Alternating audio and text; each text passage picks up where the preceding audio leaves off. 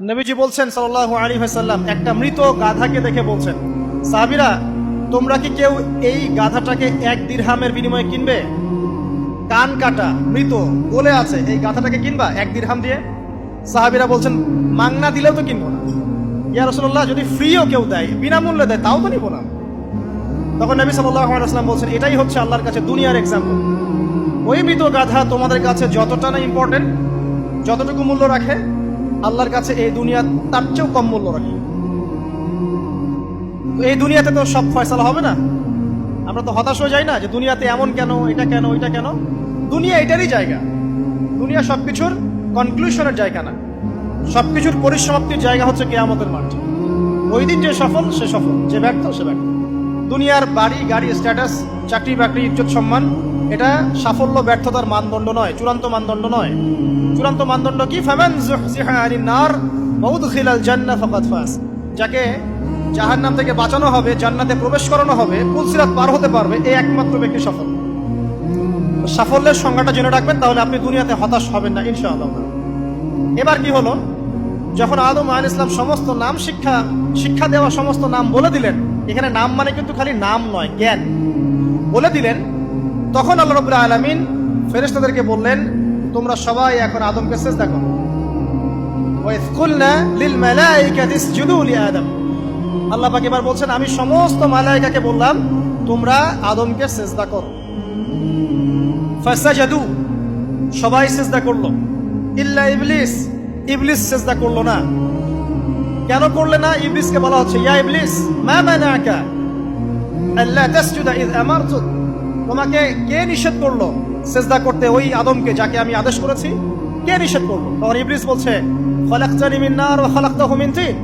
আমাকে সৃষ্টি করেছেন আগুন দিয়ে, আর আদমকে সৃষ্টি করেছেন মাটি দিয়ে, আমি কিভাবে তাকে সিজদা করতে পারি? ইবলিস বলতে চাইলো যে আপনি যে বলছেন আদমকে সিজদা করো, আদম তো মাটির তৈরি, আমি তো আগুনের তৈরি, তাহলে আপনি ভুল বলছেন। নাউজুবিল্লাহ। আগুন কেন মাটির সামনে নত হবে? মাটি আগুনের সামনে নত হওয়া উচিত। তার কেয়াস হচ্ছে এমন। কেয়াস মানে কি? তার এটা কি? হ্যাঁ, তার এটা যুক্তি, তার এটা যুক্তি এবং দর্শন যে আমি কেন তাকে সিজদা করব? আমি তো আগুনের তৈরি, আর আদম হচ্ছে মাটির তৈরি। তো খলাকতাহু মিন নার ওয়া খলাকতানি মিন তিন, খলাকতানি মিন নার ওয়া খলাকতাহু মিন তিন। আমাকে সৃষ্টি করেছেন আগুন দিয়ে, আদমকে সৃষ্টি করেছেন মাটি দিয়ে। আবা ওয়াস্তাকবারা, আল্লাহ পাক বলছেন সে উদ্ধত হলো এবং অহংকার প্রদর্শন করলো। আর আল্লাহ পাক অনেক কিছু মাফ করে দেন, কিছু কিছু বিষয় আল্লাহ পাক মোটেই পছন্দ করেন। তার মধ্যে একটা হচ্ছে অহংকার, তার মধ্যে একটা হচ্ছে শিরক, তার মধ্যে একটা হচ্ছে অন্যের হক নষ্ট করা, তার মধ্যে একটা হচ্ছে আদম সন্তানকে হত্যা করা, তার মধ্যে একটা হচ্ছে বৃদ্ধ বয়সে ব্যভিচার করা, তার মধ্যে একটা হচ্ছে মুরতাদ হয়ে যাওয়া। ওই যে খ্রিস্টান হয়ে যাচ্ছেন না, খালি মরেন তারপর বুঝবেন, খালি মালাকুল মউত আসুক তারপর বুঝবেন। আল্লাহ রাব্বুল আলামিন বলছেন তার রাসূলের মাধ্যমে, কেউ যদি সাক্ষ্য দেয় আল্লাহ ছাড়া কোনো মাবুদ নাই, মুহাম্মদ সাল্লাল্লাহু আলাইহি ওয়াসাল্লাম শেষ নবী, ঈসা ইবনে মারইয়াম আল্লাহর প্রেরিত নবী, আল্লাহর পুত্র নন, জান্নাত সত্য এবং জাহান্নাম সত্য, এই 5টা বিষয় যদি কেউ সাক্ষ্য দেয়, ইনশাআল্লাহ সে জান্নাতে যাবে, তার আমল যেমনই হোক না। টাকার বিনিময়ে, চাকরির বিনিময়ে, সমাজসেবার নামে আর চিকিৎসার নামে ঈমান বিক্রি করে ফেললেন। সুবহানাল্লাহ, সুবহানাল্লাহ। তোমাদের এই পৃথিবীতে বেঁচে থাকার চাইতে মাটির তলে চলে যাওয়া ভালো। আবর্জনার কোনো প্রয়োজন নাই আল্লাহর এই জমিনে। এই মুসলিম উম্মার আবর্জনার কোনো প্রয়োজন নাই। এই মুসলিম উম্মার ইমানদার সাহসী তরুণ প্রজন্মের দরকার। আল্লাহ পাক কবুল করুন, আমিন। এরপরে কি হলো? ইবলিস সিজদা করলো না, আবা ওয়াস্তাকবার, সে উদ্ধত হলো এবং অহংকার প্রদর্শন করলো। এবার আল্লাহ পাক জিজ্ঞাসা করলেন, কেন করলে না? কেন করলে না? সে বলল যে আগুন দিয়ে সৃষ্টি করেছেন আমাকে, তাকে সৃষ্টি করেছেন আপনি মাটি দিয়ে, সো আপনি ভুল, আমি সঠিক, আমি কেন তাকে সিজদা করব? আল্লাহ পাক তখন আর তার প্রতি রহম করলেন না। আল্লাহ পাক তখন তাকে বলছেন, ফাখরুজ মিনহা, এখান থেকে বেরো। আল্লাহ পাক যেমন গফুর রহিম, আরহামুর রাহিমিন, ঠিক তেমনি আল্লাহ পাক শাদীদুল ইকাব, কঠিন শাস্তি দাতাও বটে। আল্লাহ পাক শুধু কি দয়াই করবেন, শাস্তি দিবেন না? দিবেন। ফাখরুজ, অপদস্থ হয়ে, লাঞ্ছিত হয়ে এখান থেকে বের হয়ে যাও। এখানে অহংকার করার অধিকার তোমাকে দেওয়া হয় না, এখান থেকে বের হয়ে যাও। এবার ইবলিস বের হয়ে যাচ্ছে। বের হয়ে যাওয়ার সময় ইবলিস বলছে রব্বি। কি বলছে? রব্বি। দেখেন, ইবলিস আল্লাহকে বলছে রব্বি। মানে ইবলিস আস্তিক। ইবলিস কি আস্তিক? ইবলিস আল্লাহ বিশ্বাস করে। ইবলিস বলছে রব্বি, হে আমার রব, আনজিরনি ইলা ইয়াউমি ইউবআসুন, আমাকে কিয়ামত দিবস পর্যন্ত অবকাশ দেন। আমাকে তো বের করে দিচ্ছেন, ঠিক আছে, আমাকে কিয়ামত দিবস পর্যন্ত অবকাশ দেন। শব্দ চয়ন হচ্ছে রব্বি, হে আমার রব। মানে ইবলিস কিন্তু নাস্তিক না। তাহলে এখন যারা এই যে এথিজমে বিশ্বাস করছেন, আসলে এরা কেউ নাস্তিক না, এরা ইসলাম বিদ্বেষী।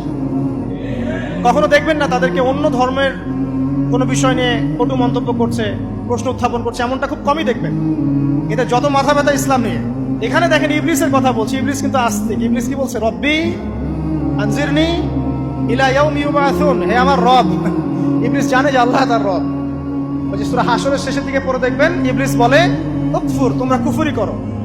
তারপরে মানুষ যখন কুফরি করে সে বলে আমি ইন্নী আখাফুল্লাহ রাব্বাল আলামিন, আমি আল্লাহকে ভয় করি যে জগৎ সমূহের প্রতিপালক। শয়তানকে মানুষকে জিজ্ঞাসা করবে, জাহান্নামীরা, তুমি আমাদেরকে পথভ্রষ্ট করেছো। শয়তান বলবে আমি কিচ্ছু করি নাই, আমি তোমাদেরকে কোনো কাজে ফোর্স করি নাই, আমি শুধু তোমাদেরকে ওয়াসওয়াসা দিয়েছি, তোমরা নিজেরাই কাজ করছো।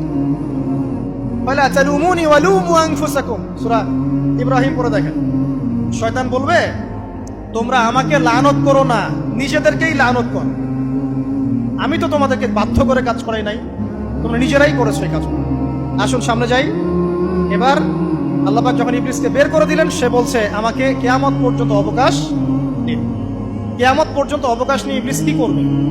উত্তর, ইবলিস বলছে ফাবিমা আগওয়াইতানি, হে আল্লাহ, যে কারণে বা যে আদমের কারণে আপনি আমাকে এখান থেকে বের করে দিলেন, লাআকউদান্না লাহুম সিরাতাকাল মুস্তাকিম, আমি সে আদম সন্তানের সরল পথে ওত পেতে বসে থাকবো। শয়তানের কথা কি মনে থাকবে যুবক ভাইরা? শয়তানের চ্যালেঞ্জ কি? আমি আদম সন্তানের সরল পথে ওত পেতে বসে থাকবো, মানে আমার আপনার সবার পথে সে ওত পেতে বসে আছে। এটা যদি মাথায় থাকে তাহলে জীবনে চলা সহজ হয় না? আর কি করবো? সুম্মা লাআতিয়ান্না মিন বাইনি আইদিহিম, শুধু বসেই থাকবো না, আমি আসবো তাদের সামন থেকে, ওয়া মিন খালফিহিম, তাদের পিছন থেকে, ওয়া আন আইমানিহিম, তাদের ডান দিক থেকে, ওয়া আন শামাইলিহিম, তাদের বাম দিক থেকে, ওয়ালা তাজিদু আকসারাহুম শাকিরিন, হে আল্লাহ, আপনি বেশিরভাগ আদম সন্তানকে শুকরগুজার পাবেন না। কার কথা?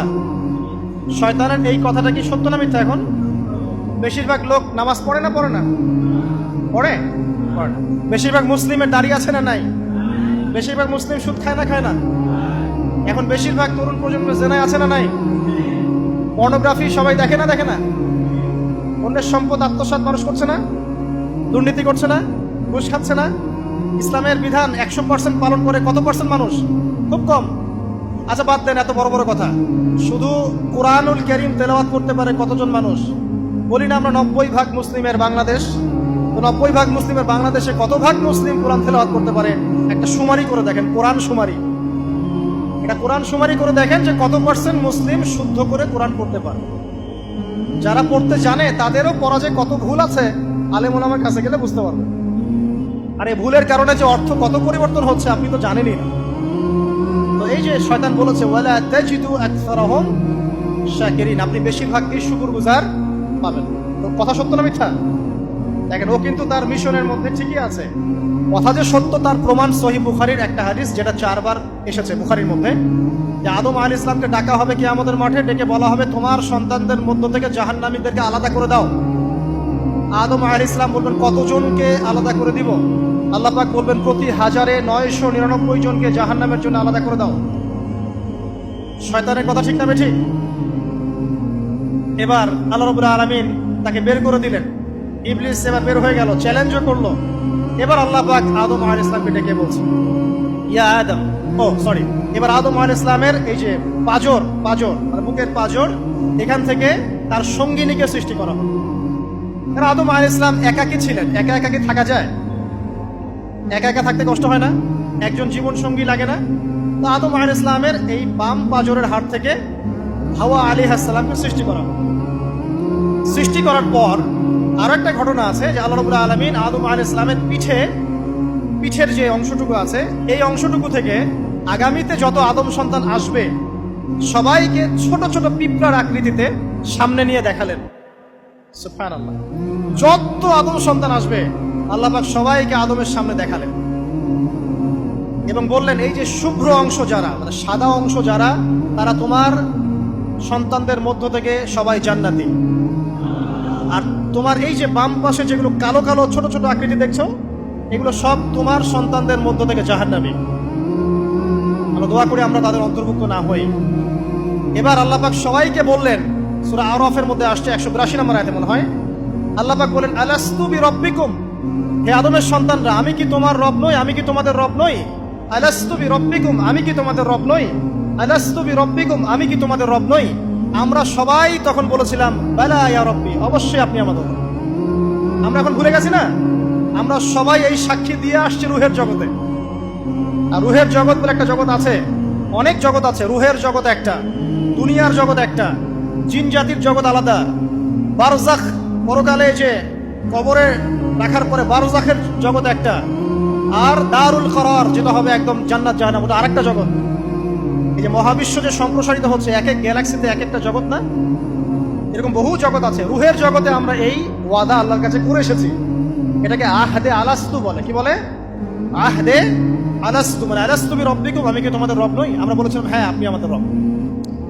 একটা মজার কথা আছে এখানে, যখন আদম আলাইহিস সালাম দেখছিলেন তার সন্তানদেরকে সাদা সাদা আকৃতি ছোট ছোট, এর মধ্যে একটা সন্তানকে দেখে, একজন সন্তানকে দেখে তার প্রচন্ড ভালো লেগেছিল এবং তিনি অত্যন্ত সুদর্শন ছিলেন। তাকে দেখে তার প্রচন্ড রকম ভালো লেগেছিল। আল্লাহ পাককে তিনি জিজ্ঞাসা করলেন, হে আল্লাহ, আমার সন্তানদের মধ্যে কে, এই সুন্দর সন্তান কে? আল্লাহ পাক বললেন, সে হচ্ছে তোমার সন্তান দাউদ। কি নাম? দাউদ আলাইহিস সালাম। আর আপনাকে বলে রাখি, আদম আলাইহিস সালামের ব্যাপারে যেমন আল্লাহ পাক বলেছেন আদম আমার খলিফা, ঠিক দাউদ আলাইহিস সালাম সম্পর্কেও আল্লাহ পাক বলেছেন দাউদ আমার খলিফা। বুঝতে পারলেন? কোথায় আছে? সূরা সাদ পড়ে দেখেন। ঠিক আদম আলাইহিস সালাম সম্পর্কে আল্লাহ পাক বলেছেন না যে আমি পৃথিবীতে খলিফা পাঠাচ্ছি, ঠিক দাউদ আলাইহিস সালাম সম্পর্কেও আল্লাহ পাক বলেছেন দাউদ আমার খলিফা। ইয়া দাউদ ইন্না জাআলনাকা খলিফাতান ফিল আরদ ফাহকুম বাইনান নাসি বিল হক ওয়া লা তাত্তাবি'ল হাওয়া। আয়াতটা পড়ে দেখবেন, ওইদিকে আমি পরে আসছি। তো ওই সন্তানকে দেখে তার এত ভালো লাগলো, আল্লাহর কাছে তিনি জিজ্ঞাসা করছেন, হে আল্লাহ, আমার এই সন্তানের হায়াত কত? আল্লাহ পাক বলছেন, তোমার এই সন্তানের হায়াত হচ্ছে 60 বছর। কত বছর? 60 বছর। আর আমাদের উম্মতে মুহাম্মাদের কিন্তু গড় আয়ু এরকম 60-65, এর বেশি না গড় আয়ু। তখন আদম আলাইহিস সালাম বলেন, আল্লাহ, আমার হায়াত থেকে তাকে 40 বছর দিয়ে দাও। আমার হায়াত থেকে তাকে 40 বছর দিয়ে দাও। আল্লাহ পাক তাকে 40 বছর দিয়ে দিলেন। তাই আদম আলাইহিস সালামের 1000 বছর হায়াত হয়ে গেল 960 বছর, আর দাউদ আলাইহিস সালামের 40 বছর হায়াত হয়ে গেল 100 বছর। এখন আসেন এই জায়গায় যে আদম আলাইহিস সালাম এবং দাউদ আলাইহিস সালাম দুইজনকে আল্লাহ পাক কি বলেছেন? খলিফা। খলিফা কে? খলিফা কাকে বলে? এটা একটু শুনে নি ছোট্ট করে। সূরা সাদ পড়বেন 24 কি 26 নম্বর আয়াত। আল্লাহ পাক বলছেন, ইয়া দাউদ, হে দাউদ, খলিফার কাজ কি এটা শোনেন। হে দাউদ, ইন্না জাআলনাকা খলিফাতান ফিল আরদ, নিশ্চয়ই আমি আল্লাহ তোমাকে পৃথিবীতে খলিফা করেছি। কি করেছি? খলিফা করেছি। তোমার কাজ কি? ফাহকুম বাইনান নাসি বিল হক, মানুষের মাঝে আল্লাহর বিধান দ্বারা হকের মানদণ্ডে বিচার ফয়সালা করবে। আর আল্লাহর খলিফার দায়িত্ব কি? আল্লাহর বিধান দ্বারা বিচার ফয়সালা করা। ওয়ালা তাত্তাবি'ল হাওয়া, তুমি নিজের প্রবৃত্তির অনুসরণ করবে না। ফায়ুদিল্লাকা আন সাবিলিল্লাহ, তাহলে তোমাকে এটা সরল পথ থেকে বিচ্যুত করে দেবে। ইন্নাল্লাযীনা ইউদিল্লুনা আন সাবিলিল্লাহ, নিশ্চয় যারা আল্লাহর পথ থেকে বিচ্যুত হয়ে যায়, লাহুম আযাবুন শাদীদ, তাদের জন্য কঠিন শাস্তি আছে। বিমা নাসু ইয়াউমাল হিসাব, এই কারণে যে তারা হিসাবের দিনটা ভুলে গেছে। এই আয়াত থেকে খলিফার ফাংশন বুঝতে পারলেন? খলিফার ফাংশন কি? আপনি যা ইচ্ছা তাই ফয়সালা করবেন, নিজের মন গড়া যা ইচ্ছা রচনা করবেন। ফাহকুম বাইনান নাসি বিল হক, মানুষের মধ্যে হকের মানদণ্ডে বিচার ফয়সালা করুন। হকটা কি জিনিস? আমার দর্শন হক, আমার ফিলোসফি হক, আমার যুক্তি, আমার বিজ্ঞান, এগুলোই হকের মানদণ্ড। হকের মানদণ্ড কি? কোথায় উত্তর আছে? কোরআনেই উত্তর আছে। কোন সূরা? সূরা কাহফ। কত নম্বর আয়াত? আয়াত নাম্বার 29। আল্লাহ পাক বলছেন, ওয়া কুলিল হাক্কু মির রাব্বিকুম, হক সেটাই যা তোমার রবের পক্ষ থেকে নাযিল। কথা কি ক্লিয়ার? হক কি জিনিস? যা তোমার রবের পক্ষ থেকে নাজিল হয়। ফামান শাআ ফালইউমিন, যার ইচ্ছা হয় সে স্বীকার করুক। ওয়ামান শাআ ফালইয়াকফুর, যার ইচ্ছা হয় সে অস্বীকার। ইন্না আ'তাদনা লিযালিমিনা নারান, অস্বীকারী জালেমদের জন্য আমি আগুন প্রস্তুত করে রেখেছি। তো এখানে আপনি হকের সংজ্ঞা পেলেন এবং হকের মানদণ্ডে বিচার ফয়সালা করলে পরে খলিফা হয়। যদি আল্লাহ পাকের হকের মানদণ্ডে কেউ ফয়সালা না করে সে আল্লাহর খলিফা নয়, সে শয়তানের খলিফা। কথা কি ক্লিয়ার? আচ্ছা, এখন যদি আপনি বাধ্য হন কোনো ক্ষেত্রে সেটা আলাদা বিষয়, বাধ্য হয়েছেন সেটা আলাদা বিষয়, কিন্তু আকীদা স্পষ্ট থাকতে হবে যে আল্লাহ রাব্বুল আলামিনের বিধান চূড়ান্ত, এর উপর কোনো বিধান নাই। এখন আপনি আদম এবং দাউদ আলাইহিস সালামের মধ্যে একটা সম্পর্ক বুঝতে পারলেন। এবার আল্লাহ পাক আদম আলাইহিস সালামকে ডাকলেন, ডেকে বলছেন, আদম এবং হাওয়া, তোমরা দুজন উসকুন আনতা ওয়া যাওজুকাল জান্নাহ, এবার তুমি আর তোমার স্ত্রী হাওয়া তোমরা জান্নাতে থাকো। ফাকুলা মিনহা রাগাদান হাইথু শি'তুমা, জান্নাতের যেখান থেকে ইচ্ছা তোমরা ফল খাও বা যা ইচ্ছা তাই করো, সবকিছু উন্মুক্ত তোমাদের জন্য জান্নাতে। একটা বিষয়, ওয়ালা তাকরাবা হাদিহিশ শাজারা, এই যে গাছটা দেখছো এই গাছের কাছেও যাবে না। এখানে শব্দ এমন না যে গাছের ফল খাবে না, শব্দ হচ্ছে এমন গাছের কাছেও যাবে না। যেমন ওয়ালা তাকরাবু জিনা, জিনা করবে না আল্লাহ পাক বলেননি, বলেছেন জিনার কাছেও যাবে না। ওয়ালা তাকরাবু মাল আল ইয়াতীম, ইয়াতীমের মাল খাবে না আল্লাহ পাক বলেন নাই, আল্লাহ বলছেন ইয়াতীমের মালের কাছেও যেও না। আমি কি বুঝাতে পারছি? এই গাছের কাছেও যেও না। এবার জান্নাতে তারা থাকতে লাগলেন। এবার ইবলিস তো আর হাল ছেড়ে দেয় নাই, সে কি বলেছিল, ডান বাম সামন পিছন সব দিক থেকে আসো। সে এসে ওয়াসওয়াসা দেয়। কি ওয়াসওয়াসা দেয়?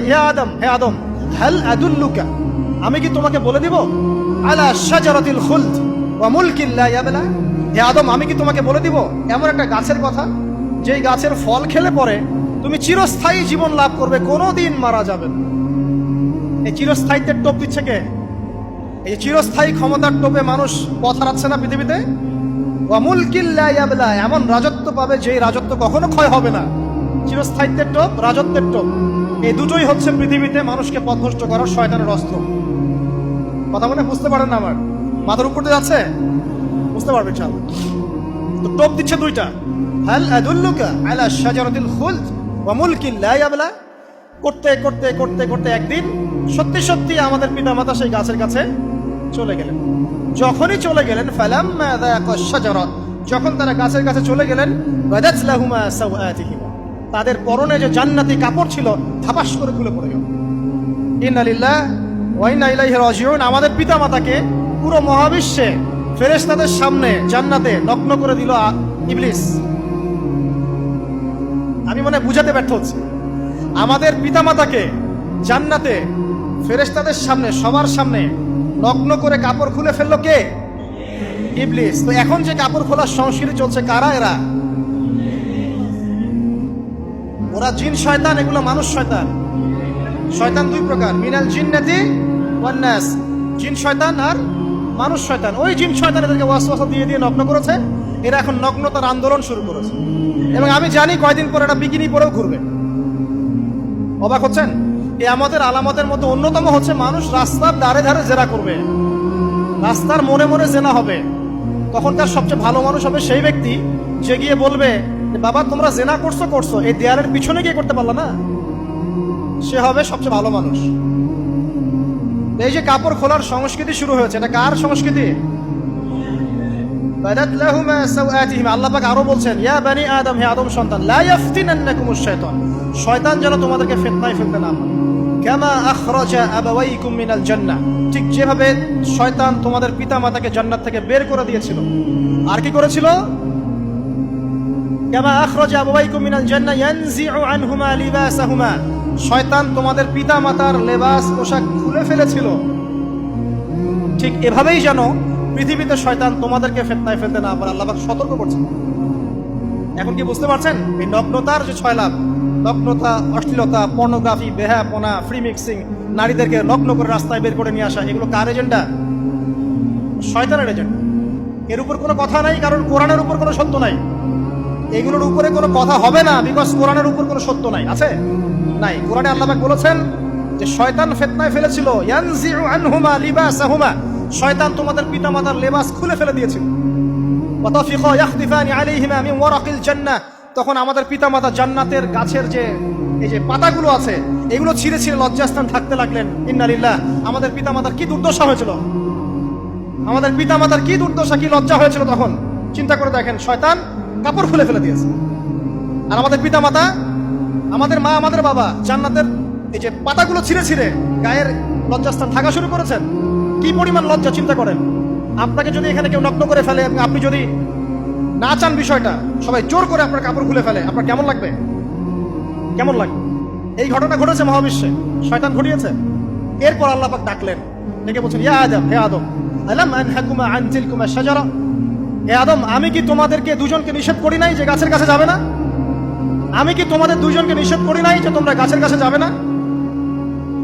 তখন আদম আলাইহিস সালাম বুঝতে পারলেন যে তারা একটা বড় ভুল করে ফেলেছে। তারপর আল্লাহ রাব্বুল আলামিন দয়া পরবশ হয়ে আদম এবং হাওয়া আলাইহিস সালামকে কালিমা শিক্ষা দিলেন, তওবার কালিমা, যেই কালিমা দিয়ে তারা তওবা করতে পারেন।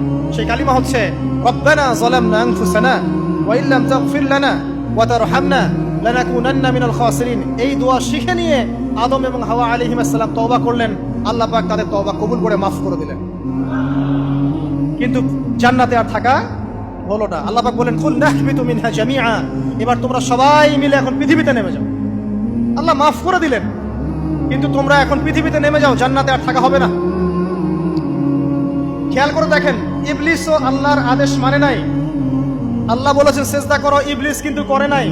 আবার আমাদের পিতা আদম আলাইহিস সালামকে আল্লাহ পাক বলেছেন গাছের কাছে যেও না, তারা চলে গেছেন।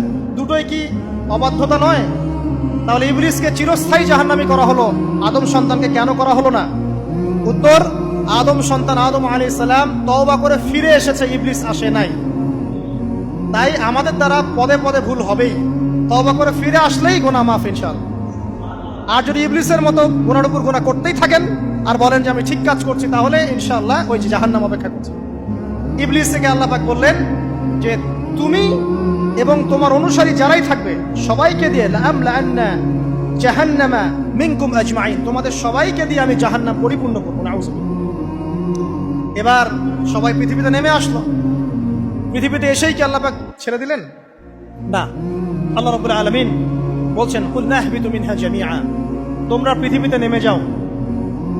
ফাইম্মা ইয়াতিয়ান্নাকুম মিন্নি হুদান, দুনিয়াতে যাচ্ছ যাও, তবে মনে রেখো যে আমার পক্ষ থেকে তোমাদের কাছে হেদায়েতের বাণী আসবে। আমার পক্ষ থেকে তোমাদের কাছে হেদায়েতের বাণী আসবে। ফামান তাবিআ হুদায়া ফালা খাউফুন আলাইহিম ওয়ালা হুম ইয়াহজানুন, যারা আমার হেদায়েতের বাণীগুলো মেনে চলবে তাদের কোনো ভয় নাই, কোনো দুশ্চিন্তাও নাই। ওয়াল্লাযীনা কাফারু ওয়া কাযযাবু বিআয়াতিনা, কিন্তু যারা আমার আয়াতকে কুফরি করবে, মিথ্যা প্রতিপন্ন করবে, ফাউলাইকা আসহাবুন নার, তারা হবে জাহান্নামের অধিবাসী। হুম ফিহা খালিদুন, তারা সেখানে চিরস্থায়ী হবে। এই সহজ সরল জীবন দর্শন দিয়ে আল্লাহ পাক পৃথিবীতে পাঠিয়ে দিলেন। এবার শুরু হলো পৃথিবীতে পথ চলা। পৃথিবীতে পথ চলার ক্ষেত্রে অনেক কিছু সৃষ্টি করতে হলো, আবিষ্কার, কৃষিকাজ, এটা ওটা সবকিছু। আদম আলাইহিস সালামকে আল্লাহ পাক সেই জ্ঞান ওহীর মাধ্যমে শিক্ষা দিলেন। কৃষিকাজ আল্লাহ পাক শিক্ষা দিয়েছেন, চাকা সৃষ্টি করা আল্লাহ পাক শিক্ষা দিয়েছেন, বাহন সৃষ্টি করা আল্লাহ পাক শিক্ষা দিয়েছেন। যত রকম জ্ঞান আছে সমস্ত জ্ঞান এসেছে নবীদের পক্ষ থেকে। সবকিছু জ্ঞানের মূল ভিত্তি এসেছে নবীদের কাছ থেকে, আল্লাহর ওহীর কাছ থেকে। যত সভ্যতা দেখছেন বড় বড়, সমস্ত সভ্যতা শুরু হয়েছে নবী দ্বারা, এবং সভ্যতা শেষও হবে একজন নবী দ্বারা। তার নাম কি? ঈসা ইবনে মারইয়াম। আদম আলাইহিস সালাম আল্লাহর দেয়া শিক্ষায় শিক্ষিত হয়ে দুনিয়াতে চলতে লাগলেন এবং তওবা ইস্তেগফার করতে লাগলেন, কাঁদতে লাগলেন। দীর্ঘকাল তারা ক্রন্দন করেছেন। কি কারণে? ওই যে একটা ভুল তারা করে ফেলেছে। দুনিয়াতে এসে ক্রন্দন করতে আল্লাহ রাব্বুল আলামিন এক পর্যায়ে তওবা কবুল করে ফেললেন। এবার সামনে যান। তাদের সন্তান হলো হাবিল এবং কাবিল। নাম শুনেছেন? শোনেন নাই? হাবিলের কুরবানি কবুল হয়, কাবিলের কুরবানি কবুল হচ্ছে না। বিকজ কাবিল এর কুরবানির মধ্যে ইখলাস নাই। ভাইয়ের কুরবানি কেন কবুল হচ্ছে, আমারটা কেন হচ্ছে না? হিংসার বশবর্তী হয়ে কাবিল হাবিলকে হত্যা করে ফেললো। নবী পরিবারের সদস্য হয়েও কাবিল এরকম অন্যায় করে ফেলল। আর কি হলো? রাসূল সাল্লাল্লাহু আলাইহি সাল্লাম বলেছেন, পৃথিবীতে যত মানুষ অন্যায়ভাবে নিহত হবে, পৃথিবীতে যত মানুষ অন্যায়ভাবে খুন হবে, সমস্ত খুনের পাপের একটা অংশ কাবিলের আমলনামায় যুক্ত হবে। কারণ সেই প্রথম খুন চালু করেছে। এই যে আজকে গুনাহে জারিয়া চালু করছেন না, সুদী এনজিও, সুদী সমিতি, সিনেমা হল, এইটা ওইটা, মদের বার, যত গুনাহে জারিয়া চালু করছেন, মৃত্যু হবে, কবরে যাবেন ঠিকই, কিন্তু গুনাহ কমবে না ইনশাআল্লাহ। মনে করেন একজন নগ্ন ছবিতে অভিনয় করেছে, ঠিক আছে? এখন নাই পৃথিবীতে, বা কেউ অশ্লীল গান বাজনা করে দুনিয়া থেকে বিদায় নিয়েছে, দুনিয়াতে তার গান এখনো বাজছে, সে কবরে শুয়ে শুয়েই সেই গুনাহগুলো পাচ্ছে। ঠিক আপনি যদি এখন ভালো কোনো কাজ করেন, দিনই কোনো ভালো কাজ করেন, মসজিদ হোক, মাদ্রাসা হোক, এতিমখানা হোক, বিধবাদের কোনো প্রকল্প হোক, বৃদ্ধাশ্রম হোক, মানবতার কোনো কল্যাণমূলক কাজ হোক, মৃত্যুর পরেও ইনশাল্লাহ আপনি নেকি পেতে থাকবেন। সদকায়ে জারিয়া আর গুনাহে জারিয়া ভালো করে বুঝবেন। একটা গুনাহ করে মাফ নেওয়া আলাদা বিষয়, আর গুনাহ চলতে থাকাটা আরেকটা বিষয়। আল্লাহ আমাদেরকে হেফাজত করুন, আমিন। নবী পরিবার এগিয়ে গেল এবং তাদের সময়ে তারা শুধু ক্রন্দন করেছেন, ইবাদত করেছেন, আল্লাহর কাছে ইস্তেগফার করেছেন এবং ওই যে জান্নাতে ফিরে যাওয়ার জন্য তারা আপ্রাণ চেষ্টা করেছেন। এক পর্যায়ে আদম আলাইহিস সালামের বয়স যখন 960 বছর হলো, আল্লাহ রাব্বুল আলামিন তাকে ওফাত দিলেন, তার ইন্তেকাল হয়ে গেল। ইন্না লিল্লাহি ওয়া ইন্না ইলাইহি রাজিউন। এরপরেও নবী পরিবার চলতে লাগলো, চলতে চলতে পরবর্তীতে আসলেন নূহ আলাইহিস সালাম, তারপরে ইব্রাহিম, আদ জাতি, তারপর সামুদ, তারপরে শুআয়ব, কওমে মাদিয়ান, মূসা, দাউদ, সুলাইমান, ইসহাক, ইয়াকুব। নবী পরিবার চলতেই লাগলো। এক পর্যায়ে ঈসা আলাইহিস সালামের পরে মুহাম্মদ সাল্লাল্লাহু আলাইহি ওয়াসাল্লামের মধ্য দিয়ে নবীদের সিলসিলা আল্লাহ পাক শেষ করে দিলেন। এভাবেই সভ্যতা এগিয়ে গেছে, এভাবেই আমাদের পিতামাতার হাত ধরে জ্ঞান পৃথিবীতে এসেছে। এবং ওই যে শয়তানের মিথ্যা প্রলোভন, প্রতারণা, এর ফলশ্রুতিতে ওই যে আমাদের পিতামাতার গা থেকে কাপড় খুলে পড়লো, আল্লাহ পাক রাগান্বিত হয়ে সবাইকে দুনিয়াতে নামিয়ে দিলেন, ইবলিসকে চিরস্থায়ী জাহান্নামী ঘোষণা করলেন। কিন্তু আমাদের পিতামাতার ক্রন্দন, তওবা, ইস্তেগফার, আমলের বদৌলতে, আল্লাহর রহমতে আল্লাহ পাক পিতামাতাকে মাফ করে দিলেন। এভাবেই মানব জাতি এগিয়ে যাচ্ছে। আজকে আমরা এই পর্যায়ে পর্যন্ত এসেছি। আদম আলাইহিস সালামের এই সংক্ষিপ্ত জীবনী থেকে আমরা কি শিখলাম? আমরা শিখলাম যে আল্লাহ রাব্বুল আলামিন অনেক ভালোবেসে, অনেক মহব্বত করে, মমতা দিয়ে, মায়া দিয়ে নিজের হাতে আমাদের পিতাকে সৃষ্টি করেছেন। এক, দুই, আমাদের পিতাকে আল্লাহ রাব্বুল আলামিন তার পক্ষ থেকে জ্ঞান শিক্ষা দিয়েছেন। এই কারণে আদম সন্তানরা জন্ম থেকেই দেখবেন কিছু না কিছু জ্ঞানে জ্ঞানী হয়েই থাকে। জ্ঞান আপনার ডিএনএর মধ্যে থাকেই। আল্লাহ রাব্বুল আলামিন আদম আলাইহিস সালামের মধ্যে রূহ ফুঁকে দিয়েছেন। আল্লাহ রাব্বুল আলামিন আদম আলাইহিস সালামকে জান্নাতে রেখেছেন। আল্লাহ রাব্বুল আলামিন গাছের কাছে যাওয়ার পরেও তওবা ইস্তেগফারের মধ্য দিয়ে তাকে মাফও করে দিয়েছেন। আল্লাহ রাব্বুল আলামিন আদম এবং হাওয়া আলাইহিস সালামের মধ্য দিয়ে এই পৃথিবীতে মানব জাতির সিলসিলা অব্যাহত রেখেছেন এবং কিয়ামত পর্যন্ত যত আদম সন্তান আসবে তাদের জন্য আল্লাহ পাক তার পক্ষ থেকে হেদায়েত প্রেরণ করেছেন। এক যুগে তাওরাত এসেছে, কখনো জাবুর, কখনো ইনজিল, কখনো কোরআন। সর্বশেষ টেস্টামেন্ট হিসেবে কোরআন এসেছে। এখন যদি এই ওহীর বাণী, কোরআন এবং এর ব্যাখ্যা, হাদিস আমরা মেনে চলি, ইনশাআল্লাহ তাআলা আমরা আবার সেই জান্নাতে ফিরে যাব যেখান থেকে আমাদেরকে নামিয়ে দেওয়া হয়েছে। আর যদি আমরা কোরআন এবং হাদিস বা আল্লাহর ওহীর পরোয়া না করি, এর আলোকে জীবন না করি, তাহলে ওই ইবলিসের সাথেই আমাদেরকে জাহান্নামে থাকতে হবে। না, আউযুবিল্লাহ। আল্লাহ রাব্বুল আলামিন আমাদের সবাইকে কোরআন এবং সুন্নাহ, আল্লাহর ওহী মেনে চলার তৌফিক দান করুন এবং ইবলিসের খপ্পর থেকে আল্লাহ পাক আমাদেরকে বাঁচিয়ে রাখুন। ইবলিসের যত এজেন্ট আছে, ওদের যে দুরভিসন্ধি, ষড়যন্ত্র এবং শয়তানি ফাঁদ, এগুলো থেকে আল্লাহ পাক আমাদেরকে, আমাদের মা বোনদেরকে, আমাদের পরিবারের সদস্যদেরকে, আমাদের সমাজকে, রাষ্ট্রকে আল্লাহ পাক হেফাজত করুন, বাঁচিয়ে রাখুন, আমিন।